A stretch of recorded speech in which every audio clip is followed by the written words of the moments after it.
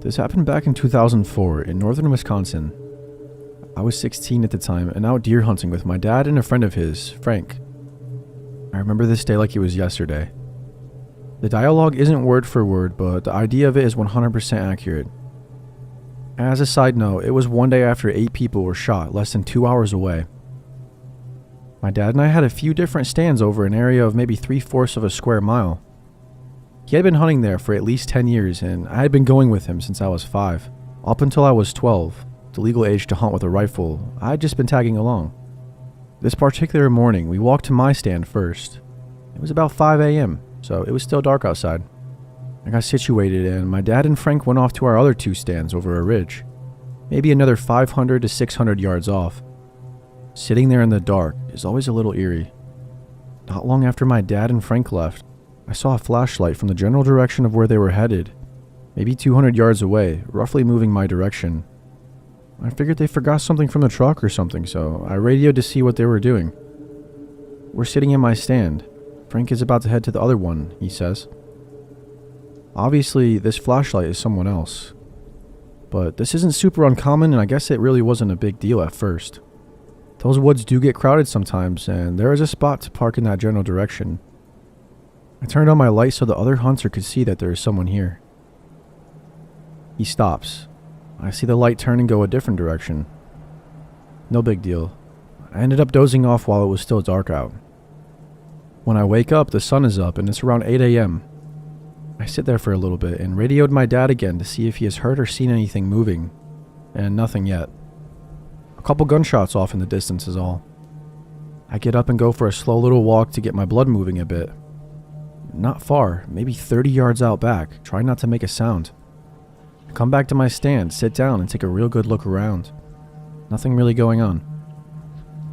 I finally look out to my left where I had seen the flashlight before, and I see orange. For anyone unfamiliar, hunters have to wear blaze orange during gun season. I radioed my dad once more and Frank to see if either of them were moving around. Dad says no, and I hear nothing from Frank. I grab the binoculars out of my backpack to see if it's Frank. It's definitely not. This guy is looking at me through his scope with his rifle aimed directly at me. This is a huge no. Massive rules we all learn in hunter's education. Never point your rifle at something you don't intend to shoot. But dumb people still do it though. It's few and far in between, but it happens. This is why normal people use binoculars. My first thought was, what a jackass. Thing is, even with me looking at him, he doesn't even put his gun down. Now I'm starting to panic, thinking I'm going to be the next hunting murder victim. I slowly grab my rifle and get up, staying behind as many trees as I can, and I walk down a little path to the side of my stand. My stand was on this little knoll on the side of a much larger hill. I get a hold of my dad to tell him what's up. He tells me to sit tight and to stay out of sight. Obviously, as a youngster, I couldn't do that and I had to keep looking. But every time I looked, the guy was aiming in my direction. He was always standing in a different spot. Like, I would look, go back to hiding, look again, and he would be 30 yards from where he was the last time. About 10 minutes of this goes by when my dad radios me. "How you doing, bud?" Looking back, he was very obviously trying to keep me calm. But at the time, I thought he just wasn't taking me seriously. "He's still there, but he keeps moving. I don't know what his problem is," I said. Dad told me to just keep hidden and that he'll figure it out, and that he'll be coming up near him in a minute or two. And that's when I hear the shot. I lost my shit trying to get a hold of my dad. Did he just get shot? Where the hell is he? Did he have to shoot the guy? What is going on? I sat there for maybe 2 to 3 minutes straight. And that's when I hear, "Alright, come out and head toward my stand." I peek up over the little knoll I was behind, and I see my dad waving from along the ridge the random guy had been on. I make the trek on over to him to see what happened. It turns out Frank was feeling a little restless and took a little stroll and ended up on the other side of that particular ridge the stranger was on, not even knowing he was there. He had knocked his radio battery loose while he was getting situated earlier in the morning and had no idea anything was even going on. The shot that I heard was actually Frank shooting a deer. Dad said as soon as Frank shot, the guy walked off away from us toward the road. We helped Frank out with his deer and decided to call it an early day. Although I was extremely nervous, the rest of the week went on with no incidents.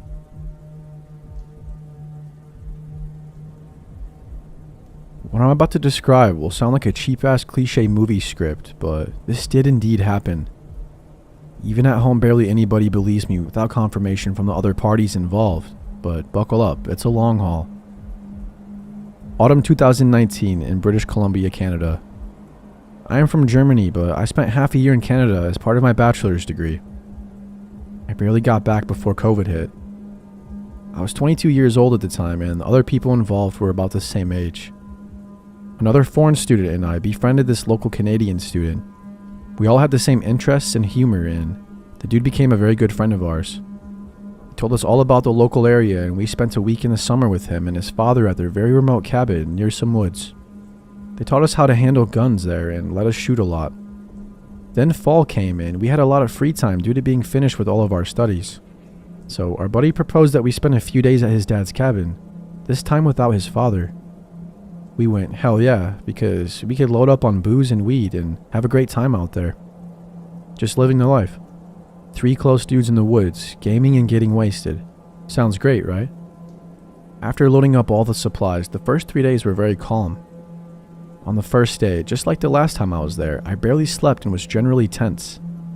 This is because I'm a naturally very paranoid guy and I often go into alert mode in situations, which is often mocked by my friends. In this case, what freaked me out the most was the fact that we were way far from civilization.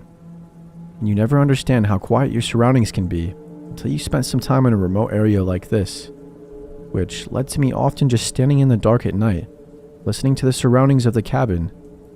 But after the first few days, I got less paranoid. After all, I was with friends and was constantly high, and we were quite armed and dangerous.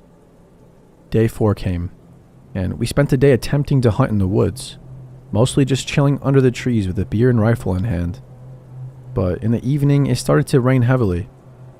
So about after an hour, we were starting to see lightning in the distance.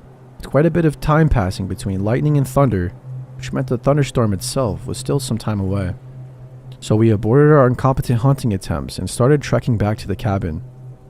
It took us about an hour to reach it due to it already being very dark and the rain creating unsafe footing.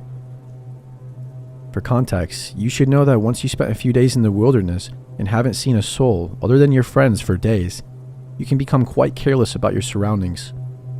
I think you can imagine why I'm telling you that last part. So we enter the cabin. At that time, the thunderstorm was raging full on. We put away our gear and changed clothes.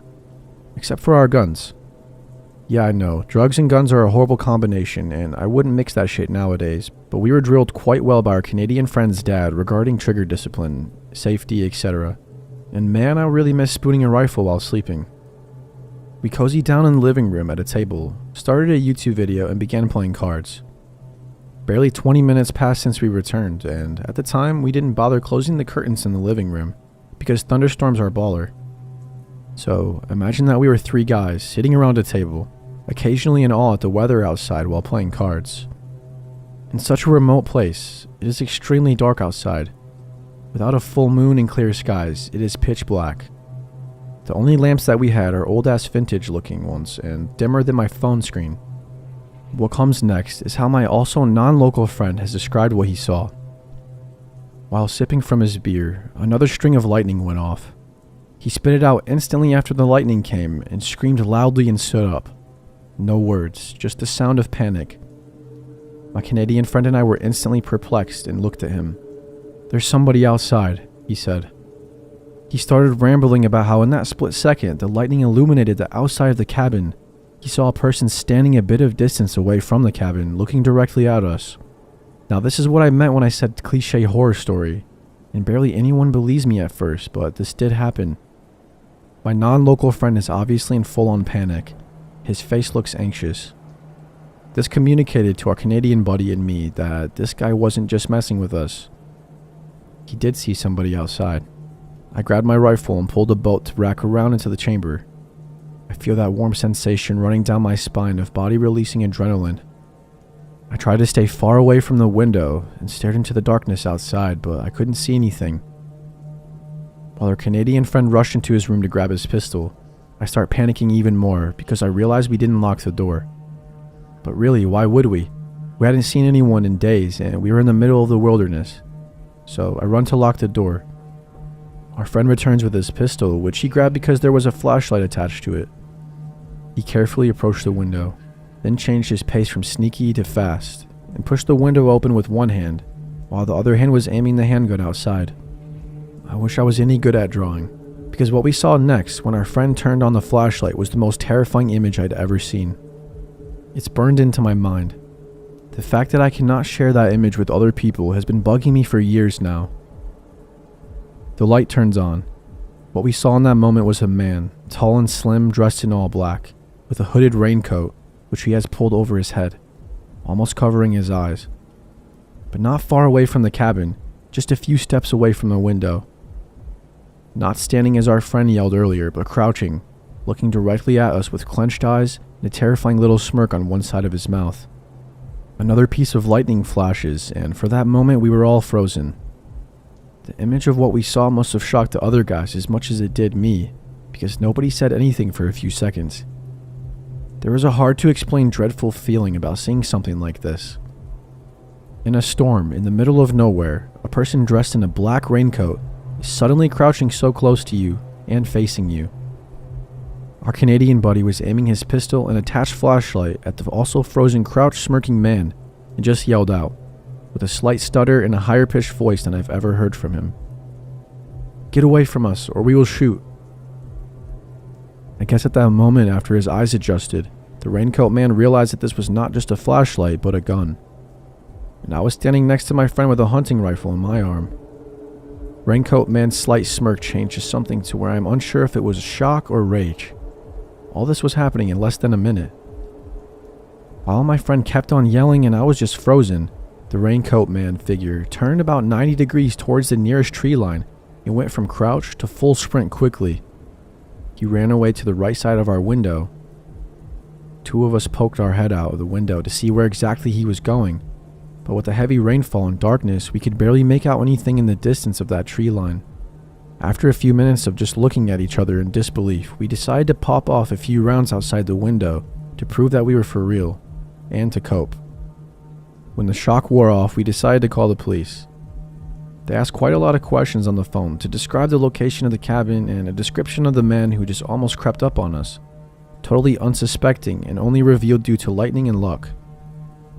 Due to us being in such a remote area, the cops told us it would take at least 1 or 2 hours for somebody to come out.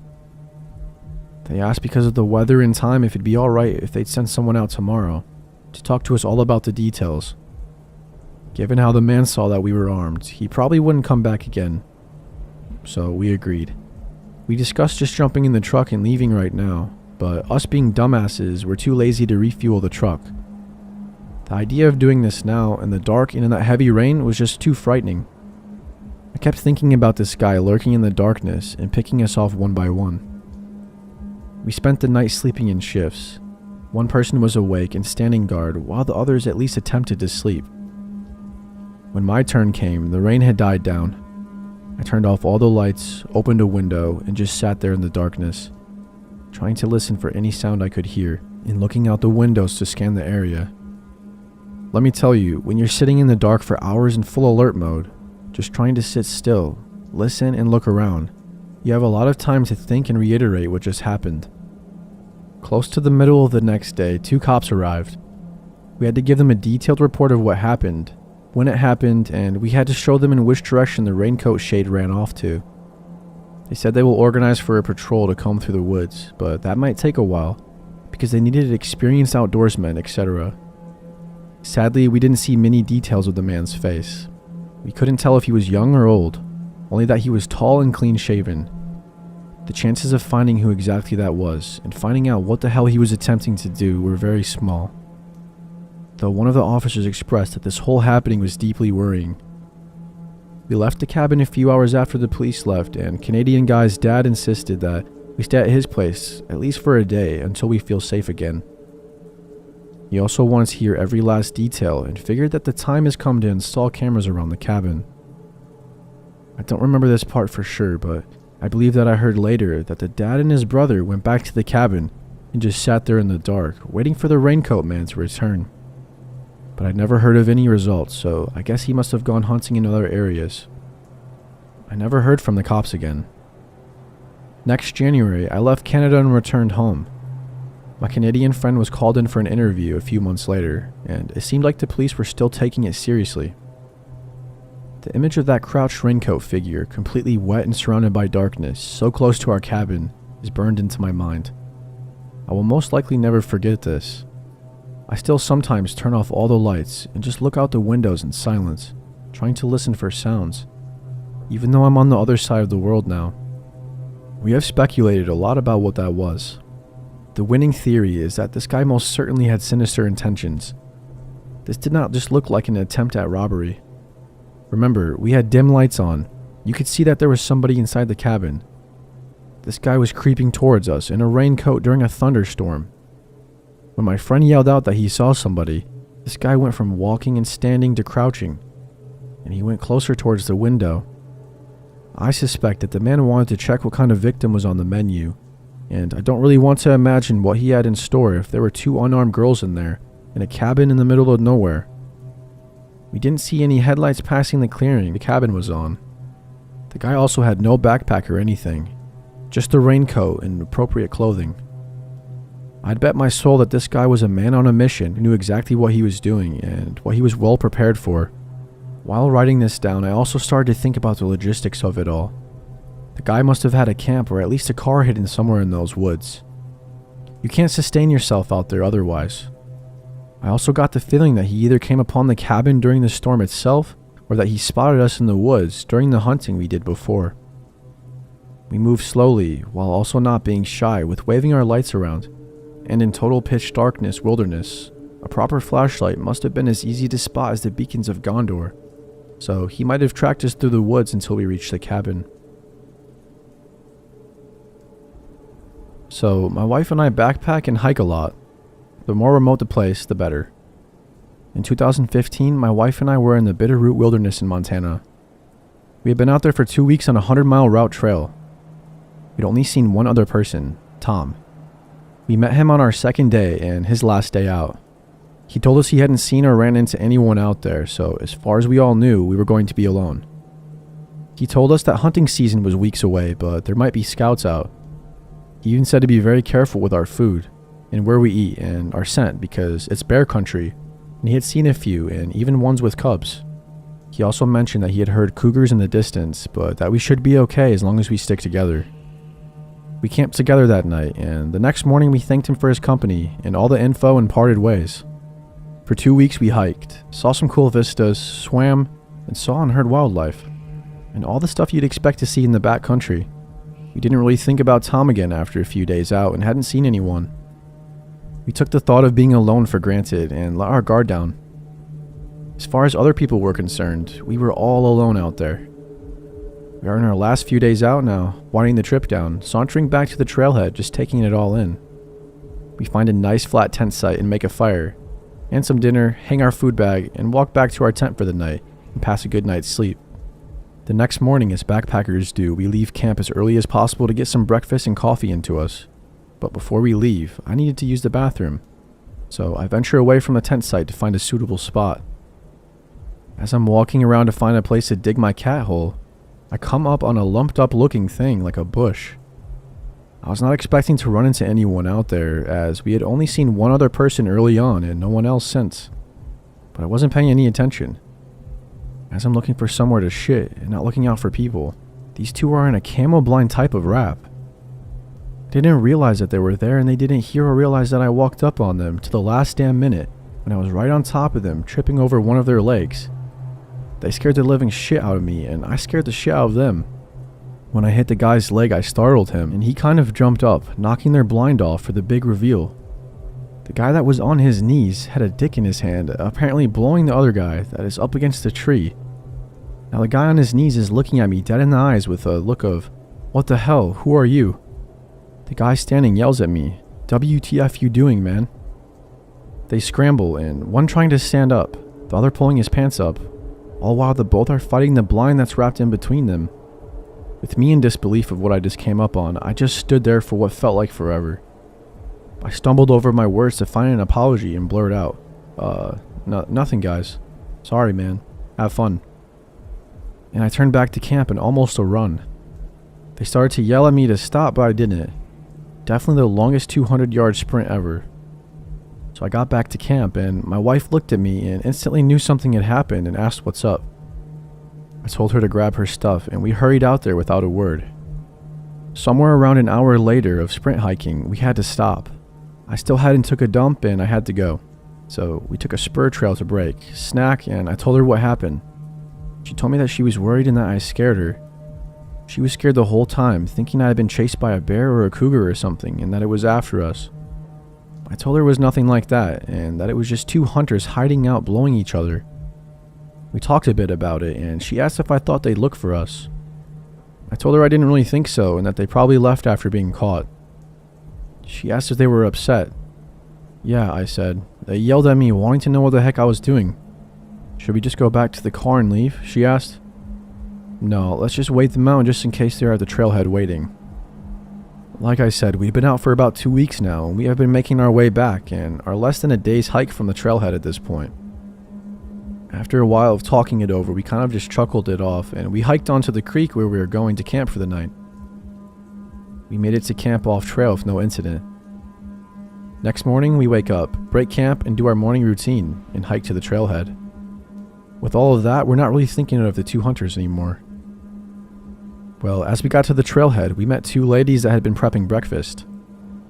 As we are walking to the parking lot, they started to chat with us, with the usual backcountry questions of how long we have been out, how many miles did we do, like did we see any bears, what did we eat. Then almost at the same time, one lady offered up some of their leftover food, as the other gal starts yelling, "Hey hubby, these two have been hiking up on the same trail as you and so were just out on yesterday. But they were out for 2 weeks. Bring them some of that real food and juice." Hubby pokes his head out of their camper to say hi. Lo and behold, it's the hunter that was against the tree. His smile faded as quick as his face turned white, then to an angry look, and he realized who he was looking at. Then his buddy turns the damn corner from their trailer to see me standing there. I start to feel the blood just drain from my body, and this guy's face turned from happy-go-lucky to disbelief and fear at the sight of me. The wife then asked if we happened on their husbands out there, as they were out scouting for some game yesterday. As I'm stumbling my words, they are darting their looks from me to themselves. Before I can say anything, my wife is answering, "Yes, we love some real food, and no, we hadn't seen anyone. You guys are the first in 2 weeks." The wife turns to the hunters and says, "You guys must have had a real good hiding spot." I think both the hunters and I had a mini heart attack. My wife and I graciously take their pancakes and sausage of all damn things. I can see both hunters quietly talking to each other, staring over at me every once in a while. I'm doing my best to avoid this situation by packing up the car. While my wife is thanking the hunters' wives for the food, both hunters, with sidearms on their hips, come up to me with a beer. The one that was on the tree kind of pushed the beer into my chest and asked if I'd seen anything out there. My heart freaking stopped. I again stumbled over my words. No. Other than, some wild animals. Nothing worth writing home about. Yeah, we didn't see much either, but we are really surprised you didn't hear us last night walk through your camp. Be careful. You never know what can happen out in the middle of the woods. After a few seconds, the other one just smirks, and they turn to leave with a, "Have a safe trip home." I wasn't sure what was going to happen in that moment, so I was psyching myself for a fight. I was kind of shaken up as we were leaving the trailhead. My wife asked if I was okay and if those were the guys I had seen. My reply was, "Yeah, what do you think?" And then she asked what they said to me. I told her I thought I was going to have to fight them, but they just gave me a beer to buy my silence. I didn't mention the passive-aggressive threat that they made about walking through our camp, though. So I take my dad's ashes up to Glacier National Park every year. I lived in Colorado when this story happened, and I was headed south through Idaho after I had visited Montana. My car broke down in Selma, Idaho, and a nice man helped me out. I was headed through the mountains to Boise to visit a friend. It was about a 5-hour drive.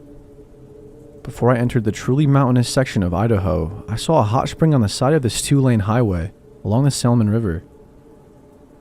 I decided to take a dip after the stress of having my car break down. The hot spring had a bathhouse up at the top near the road and a wheelchair ramp that went down to the area near the springs. People had created little bath-shaped sections in the river that were separated by river stones. You could sit in a spot that was shaped like a hot tub so that it held the water from the hot springs while the river rushed over it. I got out of my car and I'm headed down to the hot spring. I took my dog with me, by the way, and it was twilight. About every half an hour, a car passed by. Knowing that I was alone, essentially, I took off my top. I was sitting in the hot spring and actually I even took a photo of a car approaching. The car pulled up next to mine in front of the bathhouse. It was a truck with 3 men in it. Seamlessly, 1 man got out of the driver's side and 2 men got out of the passenger side and were covered in black heavy gear. They looked like hunters to me. I couldn't see the expressions on their faces. The driver headed down the wheelchair ramp towards me, not hesitating. He took big long strides and I recognized there was danger. The 2 passengers from the other side of the car headed down the steep bank along the wheelchair ramp, taking a shortcut. So I was sort of stuck in between both parties. I hid and dressed myself under the water while my dog growled. He never growls though. I've only heard him growl all of twice in my life, and this was the second time. The driver kept on walking towards me, and he walked out onto the rocks into the river, continuously walking towards me, even though he was covered in heavy gear that could get him waterlogged if he fell in the river. The other 2 passengers from the side of the car were also walking out on the rocks, directly in front of me. The driver got so close that I had to grab my dog before he lashed out at the driver. I was freaking out. The man was walking out onto the stones so that he could reach me. He was not hesitating and I couldn't see his face. I grabbed my phone, my keys, and my clothes. I dragged my dog in between the 2 parties with my heart in my ears. The driver would not stop. He turned around very quickly, making an arc, coming for me still. He was still taking big strides. Passengers were walking towards me as well. I was trapped in between them. I ran up the bank, dragging my dog pretty much by his collar all the way into my car. The only way that I could get into my car without them grabbing me was by throwing my dog into the back and lunging myself in the passenger side door of my car. I threw my keys into the ignition and turned them right when the men were walking up between my car and their car. I happened to hit the lock button on the door right when they walked up.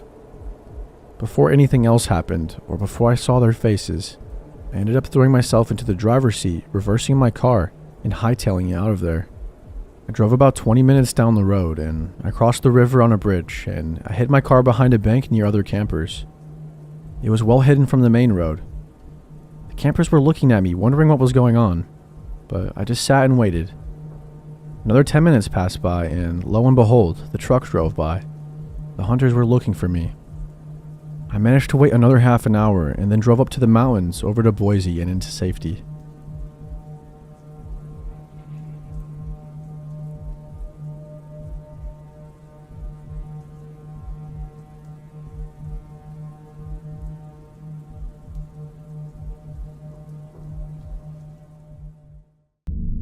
This happened just a few days ago. For reference, I frequent a certain local alt hangout spot just about every night to have a few drinks and hang out with my crowd of regulars, who are almost like my family.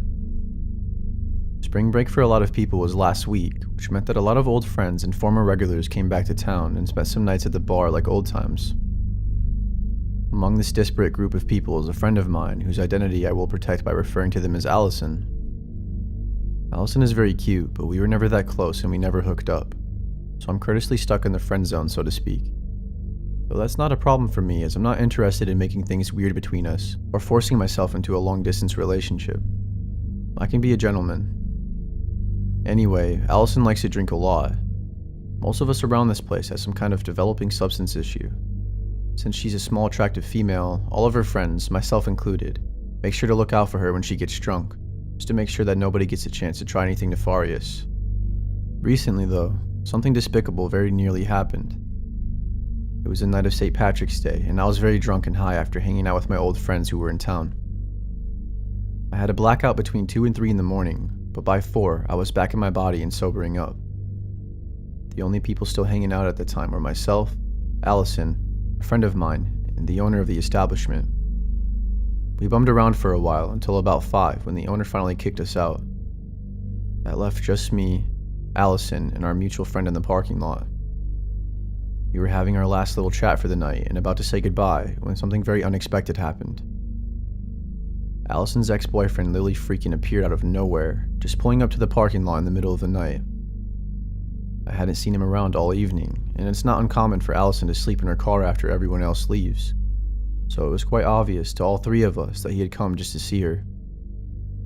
I'll call him Josh. When he appeared, all three of us traded a look.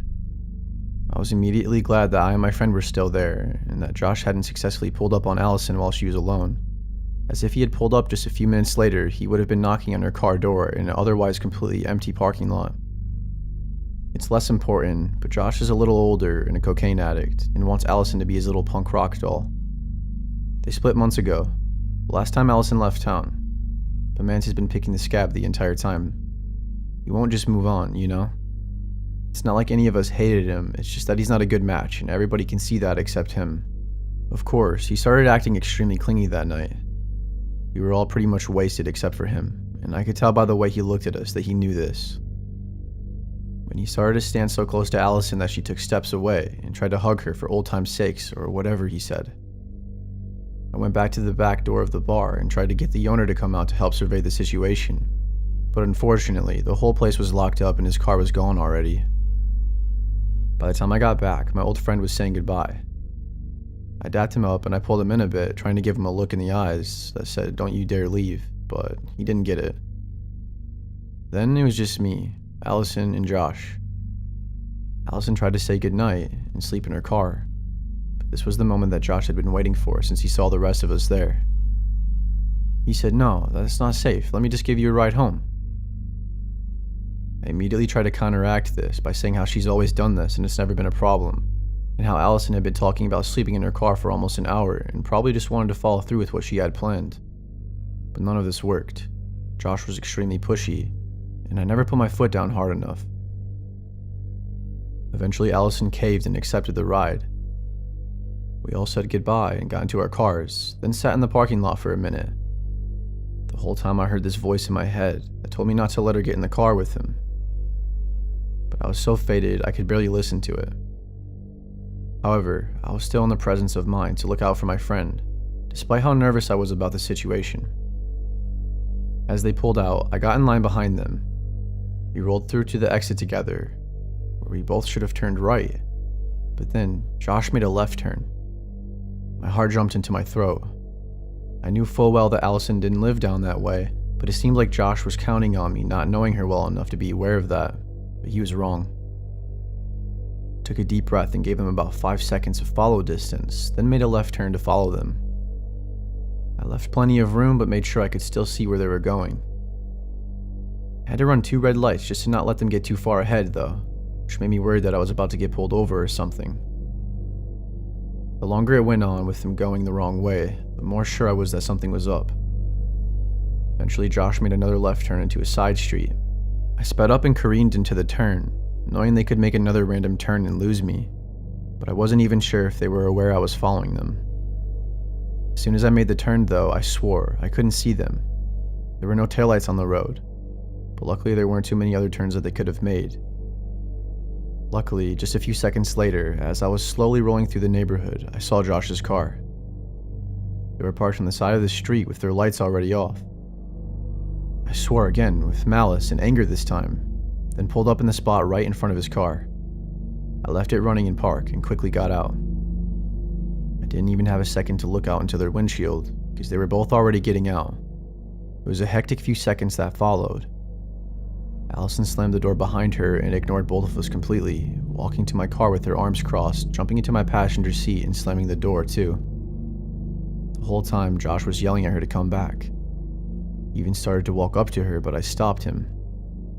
I don't even think I said anything to him. I just gave him a look that told him to back off. He clenched his jaw in a way that made me tense up, expecting a sucker punch to come my way. But then he just pushed me back and muttered something venomous as he turned around and got back into his car. In that moment, actually, I was the most afraid, because in this country, somebody you're in a fight with, getting back into their car means 2 things. They're either backing off or grabbing their gun. I literally ran back into my car and sped off faster than I ever have in my life. Once I got back on the road, and on the way to Allison's house, I tried talking to her, but she was totally clammed up and curled into a ball in my passenger seat. The most I got was when I asked if I needed to call the police, and to that I got a very slight head shake to indicate no. When we were passing the bar, she finally spoke, asking me to not drop her off at home and let her sleep in her car. I obliged, figuring she probably didn't want to interact with her parents. I helped her in and made sure it was locked up. Then I sat in my car and watched over her until sunrise, when other cars finally started pulling in. The next day, she was back at the bar and trying her best to act normal. When I got her inside, I asked her about it again and double-checked if I should have called the cops. She again said no, but this time added that it was only because I got there when I did. My heart sank when she said that, and I told her she should at least tell a few close friends about this, to which she agreed. Now, Josh is basically the same on-site order as a neo-Nazi. We may not be the best group of our friends on account of how we enable each other's self-destructive habits, but god damn it, when it comes to certain things, we look out for each other. An assault of this sort is something you're lucky to just get beaten for.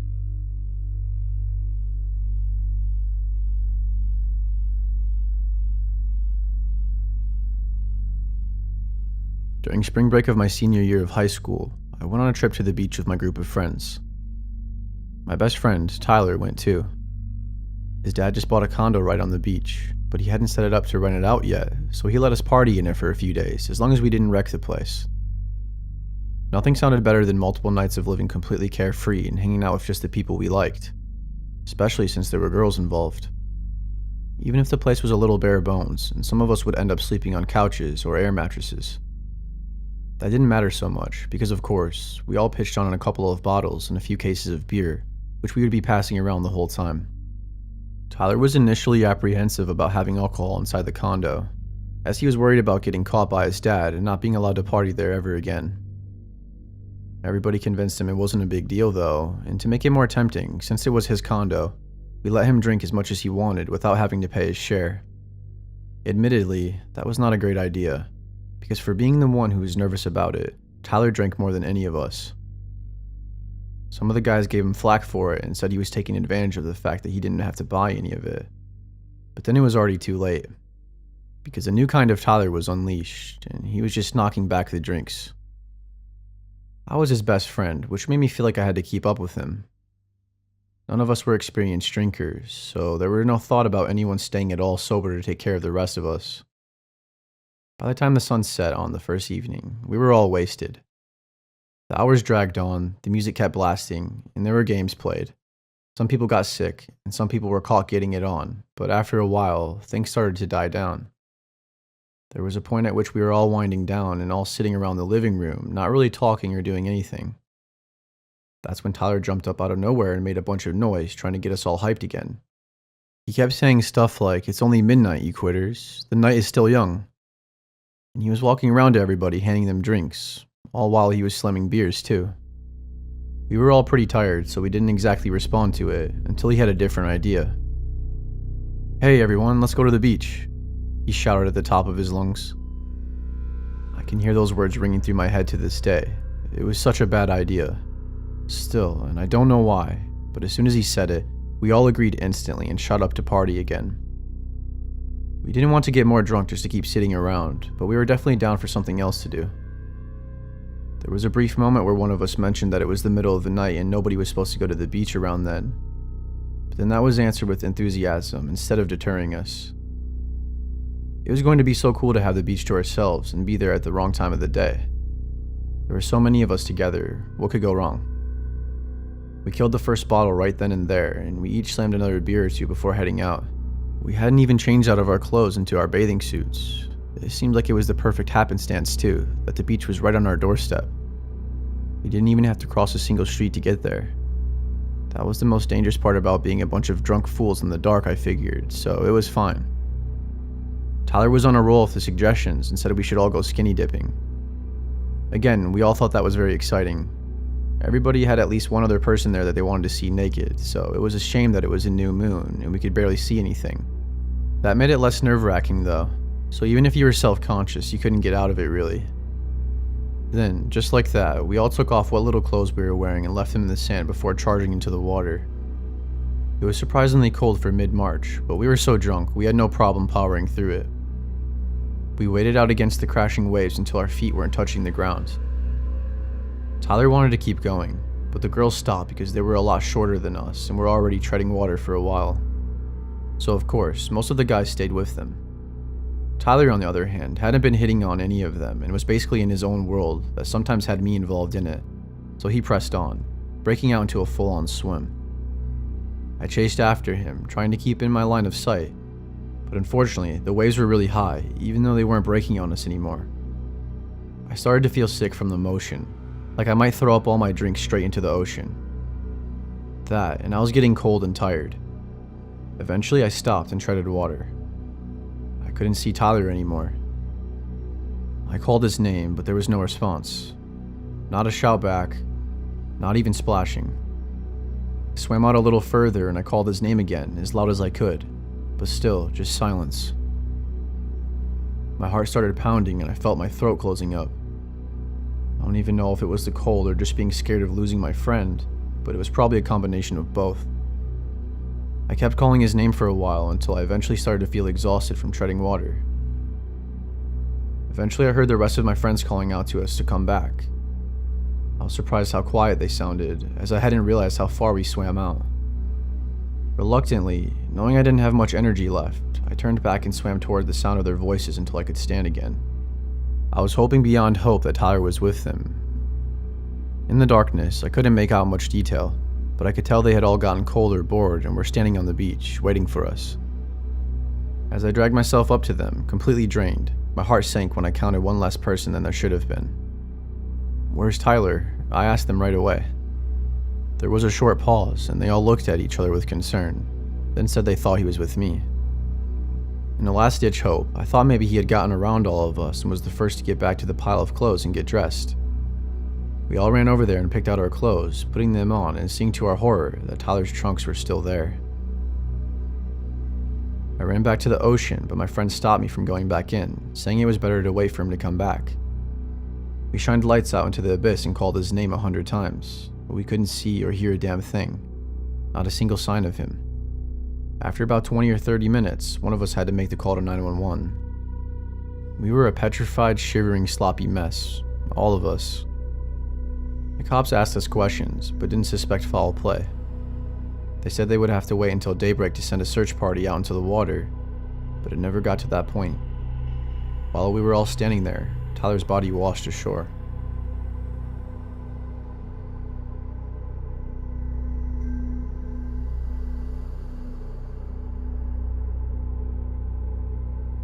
When I was a kid, I had really strict parents.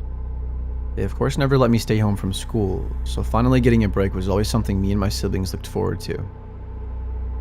One year, when we were all about middle school age, we got the idea to try staying up late during spring break. We didn't have a lot of money, so the three of us shared just one bedroom. We would always try to whisper to each other at night while trying to fall asleep, but if our dad ever caught us, well, it was bad. Although, when you're a kid, you don't have the perspective on just how bad it is, so nobody, even the ones who had it the worst, are immune to the itch for mischief. We didn't want to stay up all night, because we knew our dad would be able to tell that we hadn't slept. We aimed to stay up until midnight, which was super late for us because we were never allowed to be up past 9, and that was a hard and fast rule. For the first few hours, everything was fine. We were super quiet and nervous, and we were always listening out for footsteps in the hallway. There were a couple of times that our dad tried to barge in on us, but we always heard him coming and got into position to look like we were sleeping just in time. It was a super fun game for us. It made our hearts pound. It was more entertainment than we were usually allowed, and it was all our own fun. When midnight came around, we turned in, but we quickly came to realize that of all the excitement and adrenaline, none of us could sleep. That's when we got up again and said that this time, we would go to bed by 2, and then we got the fun going again. Unfortunately, we didn't realize how tired we were at that point. We weren't nearly as sharp or alert as we thought we were, and we were definitely bolder and cared a lot less about everything. Eventually, something funny happened and we all started laughing and couldn't stop. We couldn't even contain the volume of our voices. It's no surprise that that's when we got caught. Our dad barged in and started screaming at us, calling us no good and stupid and disobedient and all sorts of stuff like that. as he usually did when we got in trouble. We were all waiting for the mass ass beating, but then something altogether scarier happened. After he yelled at us for a few minutes, our mom came around the corner and gave our dad some kind of look. We didn't know what it meant in the moment, but right away, all the loud anger was drained out of our dad, and we were left with just the quiet anger. For some reason, the calm, quiet punishments are 1,000 times more terrifying than the loud, out-of-control ones. We had no idea what was about to happen. We definitely didn't expect what he did next. He told us all to get dressed and said we were going to go for a ride in the car. Usually that's supposed to be a reward, but we knew that this was somehow going to be a punishment. Our mom stayed home, and the rest of us packed into the car, which was a 1990-something Oldsmobile. I was in the front seat, and my little sisters were in the back. As we drove away from the house, our dad started talking to us in an extremely tense and bitter, but reserved tone. He said that if we wanted to be night owls and stay up past our bedtimes, then he was going to show us where we would end up. First, he took us to the bar. All he did was park in the parking lot and roll the windows down. But then we were subjected to all the douchebaggery that occurs in a parking lot at 1:30 in the morning of a bar. It was extremely uncomfortable for us. People were shouting and fighting and pissing out in the open, and some of them even saw that there were kids in the car and started to lean in and talk to us like we were just so interesting and entertaining. We could smell the liquor on them. It's hard to describe what it's like to be that young and see people that are that messed up that they aren't even all together there. After the bar closed, my dad kept going. He took us to the bad side of town and drove around, pointing out all the homeless people and addicts and dealers. And then he took us around to the red lights. There was this one street where about half a dozen prostitutes dressed in barely any clothes were standing around. My dad rolled up to them, and at first, even they looked confused. But he pulled out a wad of cash. I'm sure it wasn't much, but it ended up being for work that was easier than what they would usually do, I'm sure. I don't know what he said to them, but that's when two of them got on the other side of the car and leaned into the windows, seriously invading our personal spaces. The one that was by me caressed me on the shoulder and pulled me super close to her face, saying all these things to me, like whether I would want to be treated by her, or if I'd rather let my dad sell me to her pimp so they could turn me into one of them. We all started to cry. It was too much for us, and it was horribly traumatizing. Once we were all completely broken down, my dad finally took us home. As heinous as it was, it did very effectively scare us out of staying up late or going out into town until we were old enough to start getting into our own rebellious phases. Although I still wonder what all those people who saw a bunch of small children in a car in the middle of the night had to be thinking. Surely, they wouldn't have expected our father was intentionally subjecting his children to all the horrors of nighttime in the city, but that's the truth. My name is Marcus, and this story happened in June of 2019. Around a week and a half after school let out for the summer. Me and my cousins Demetrius, Trayvon, and Jamel were having a sleepover for my 13th birthday, which we had been planning on for months. They arrived at around 6 p.m., and we were prepared for an awesome night.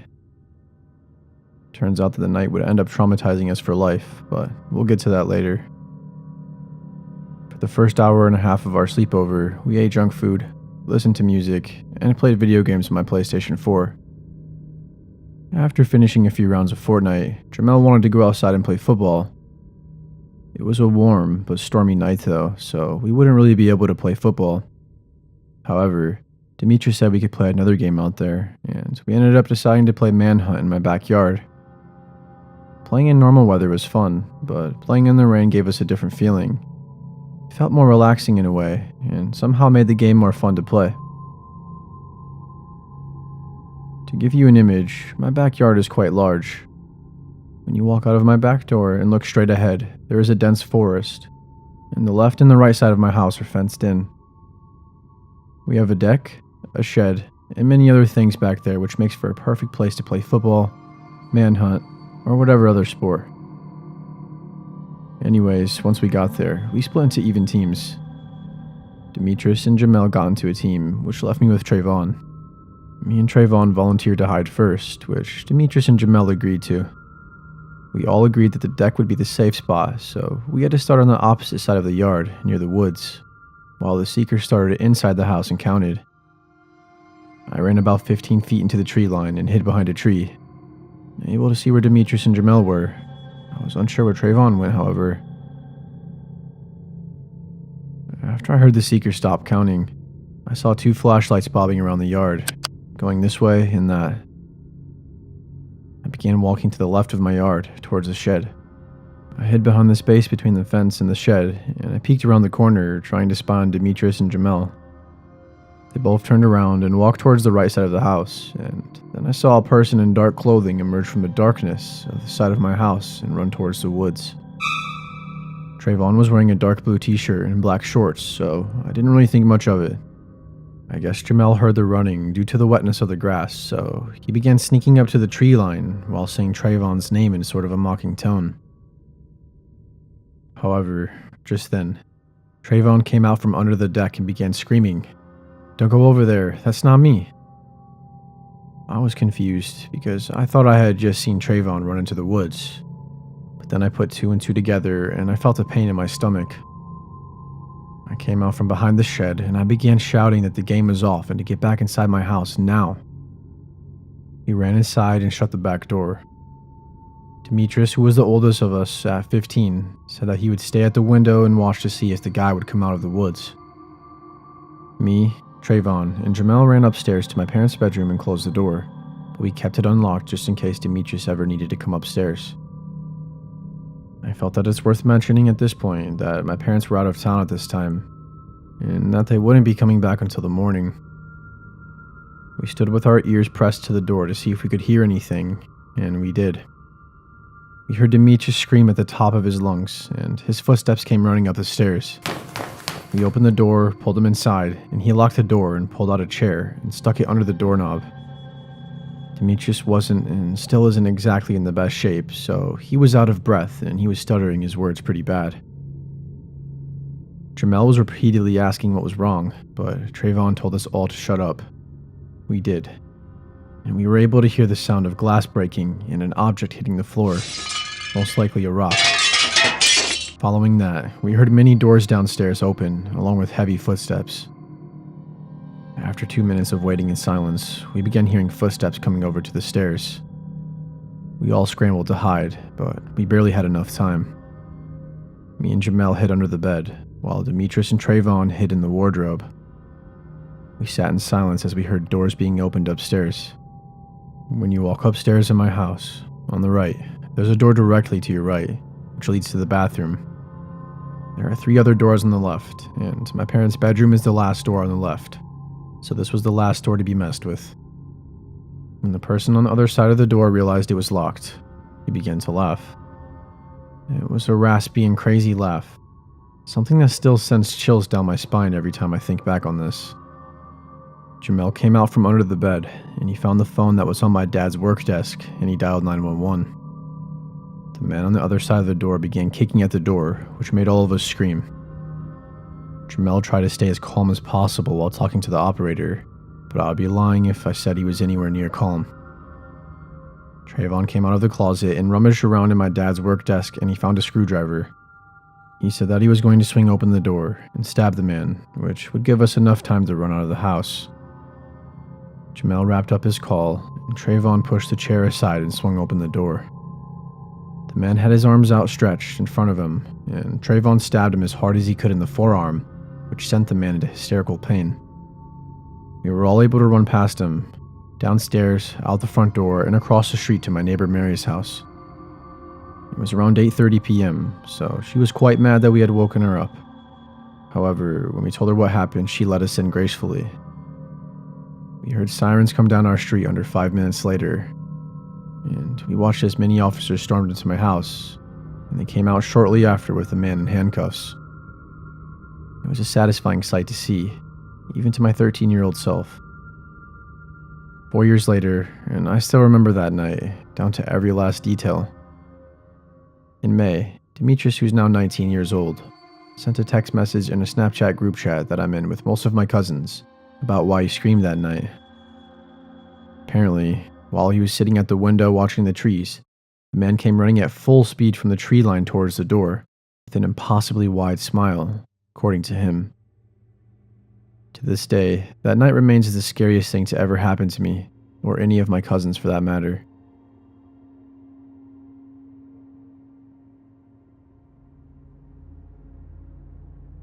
I've always loved going to my grandparents' house, just because I love to see them and my favorite cousins. I kind of hate the house itself, though. Every time that I've visited their home, I've had a strange feeling that I can only describe as paranoia. I've had many creepy things happen to me in that house, and the first thing that I can remember is when me, my brother, and my cousins Emma and George were playing hide and seek. Emma and I were seeking, and we gave my brother and cousin 60 seconds to hide because the house is big, and it has a lot of hiding places. After we counted to 60, we began searching. We went from my grandparents' bedroom, then the bathroom, kitchen, guest room, everywhere, but unfortunately, we couldn't find them. We then remembered that we didn't check the basement. Emma didn't want to go down there, but in my little boy mind, I am not a scared loser mind, I didn't want to seem scared, if you know what I mean. So I made her go with me. I had always been scared of that basement, but I had to find them. The door to the basement didn't have a lock, so anyone could just open the door and hide down there. We opened the door, and we began to slowly go downstairs with an almost dead flashlight. I remember having this strange feeling inside, and Emma whispered, "Do you think they would try to scare us?" I didn't have the time to answer her, because right when we were on the last step, the door behind us slammed shut. Emma screamed, and I dropped my flashlight to the ground. I panicked, and I immediately picked up my flashlight from the floor, and I tried to turn it on, but it was completely dead. He then sprinted up the stairs, opened the door, and sprinted outside to the front yard. Our grandma was out there watering her flowers. When she saw how scared we were, she asked what happened, and we told her. She said that it was probably my brother and cousin just messing with us, and that they probably saw us go into the basement and close the door to scare us. At this point, we were searching for them for about 30 minutes or so. "The game is over," my grandma said, and she came with us to find them. We again searched the whole house, but this time with my grandma, and we still weren't able to find the boys anywhere. Eventually, my grandma got scared and decided to call my grandpa, who wasn't home. My grandma always had trouble hearing, so she always puts her phone on speaker. Me and Emma froze when we heard our grandpa say something along the lines of, "Oh, don't worry, the boys are with me. We left for the supermarket to get dinner like 40 minutes ago." Yes, my brother and cousin are way older than us. At the time, they were like 14 and 15, and I was 9. Emma was the youngest at just 8 years old. We learned that they never even played with us. When we were counting, they left the house, and they saw that our grandpa was about to go to the store, so they went with him. My grandma says that she was outside the whole time, and she says that she never closed the basement door. Keep in mind, it wasn't a normal door closing. It was like a very hard, slamming door. There was nobody else besides us in that house, so I don't have a rational explanation for this. Neither of us did. The door is also quite heavy, so there was no way that the wind could have closed it. The next day, my mom and dad came and picked us up and we went home. My father was in the army at the time, and he had to change battalions, so we moved to another city. Now we were over 400 kilometers away from my grandparents' house, so we didn't visit them near as often as we used to, only 1 or 2 times a year maybe. It was Christmas in 2014. My dad got some days off of work, and he decided that we would travel the 400 kilometers and spend the holidays with our whole family. I was feeling nervous, but when we got there, I actually felt alright this time. That strange feeling was gone. Well, at least at first. Everything was great until after we were done with the family dinner and everyone was going to bed. There were so many people, so there wasn't much room for everybody. I wanted to sleep in the same room as my brother, but he was kind of a dick and he didn't let me. So my grandma put me on the couch downstairs in the living room, right next to the Christmas tree and the dang basement door. It's safe to say that I was a little scared and I couldn't fall asleep for a long time, because I was always staring at that basement door the whole night, thinking that at any moment, something would open it and drag me down there. Eventually, after some time, I had fallen asleep, but not for long. I woke up in the dark and I turned on my tablet to see the time. It was 4 something in the morning. I turned to the other side with my head facing the little hallway towards the basement door and I closed my eyes. A minute later, I heard what sounded like footsteps. My grandparents' home is covered with an old wooden floor, and I knew that it did this often. Sometimes old homes just make noises. But I was also thinking that someone may have been walking towards the bathroom near the downstairs entrance. I waited a little bit and no one ever entered the bathroom, so I opened my eyes and I peeked down the hallway. I froze when I saw something like a black foggy mass. It had legs and what looked like a head, but it wasn't doing anything, just walking around the hallway like it was nervous about something. I was looking at it for like a second, and then I started screaming like crazy. Moments later, my grandpa stormed out of his room, turning on all the lights. And the moment he turned the light on, the figure just vanished. I was crying like crazy, and my grandfather was thinking that someone was trying to break in, so he started checking every room. Everyone woke up and came downstairs. They all asked me what happened, and I told them everything that I saw. I expected them to think that I was crazy, but instead, they just looked strangely at each other. It's safe to say that I feel like I ruined Christmas that year. Everybody went back to bed, and I changed rooms with my brother. He was making himself look brave and decided to sleep downstairs. My mom woke me up at like 10 a.m. for the Christmas presents, so I rushed downstairs, not really just for the presents, but to see how my brother got through the night. But when I got there, he wasn't there. My father said that my brother wasn't feeling very well, and that he went out for a walk to calm down. Shortly after I opened my presents, I heard the front door opening, and later on my brother walked in. My mom went up to him and immediately confronted him because he smelled like weed, and she was pissed off about it, but she didn't want to cause a scene in front of the whole family. My brother told me that when we all went upstairs the night before, he turned on the TV to watch something because he wasn't that tired. He found some movies to watch, and moments later the TV turned off by itself and then back on.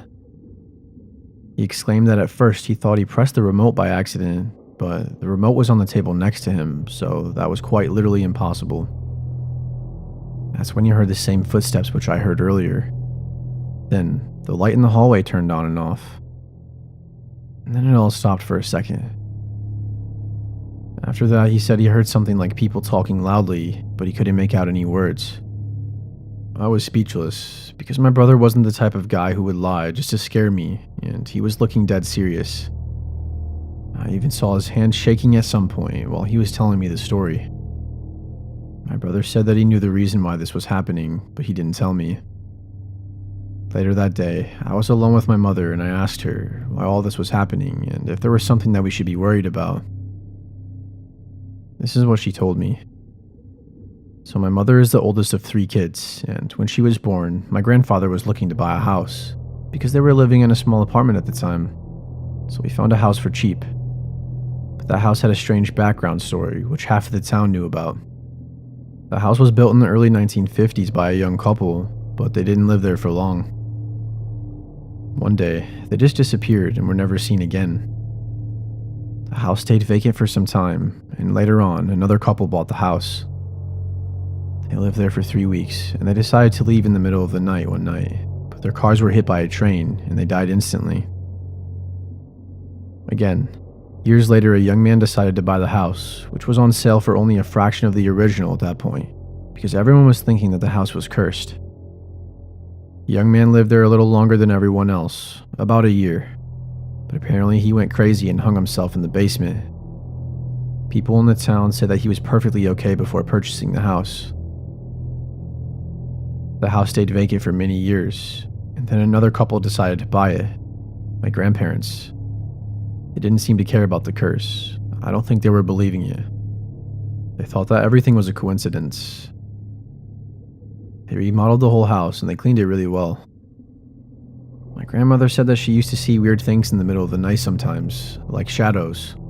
But every time she saw something, she always brought a priest to cleanse the house, and everything was getting better for a while. My grandfather said that he has never seen anything, but he will often hear footsteps and voices. My mom and aunt said that they have seen the shadows too, but only a few times. My uncle was the one that has seen the most. My mom said that he was complaining about some woman being in his room every night. He was hearing voices calling him by his name. I wish I could have asked him for more details, but unfortunately he died before I was even born in a motorcycle accident. I don't really know if it's related to the house, but I really hope it's not. Turns out that the house was built over an Ottoman cemetery, which I think is the reason for the hauntings. My grandparents passed away a month from each other last year, and we decided to put the house up for sale, but no luck for now.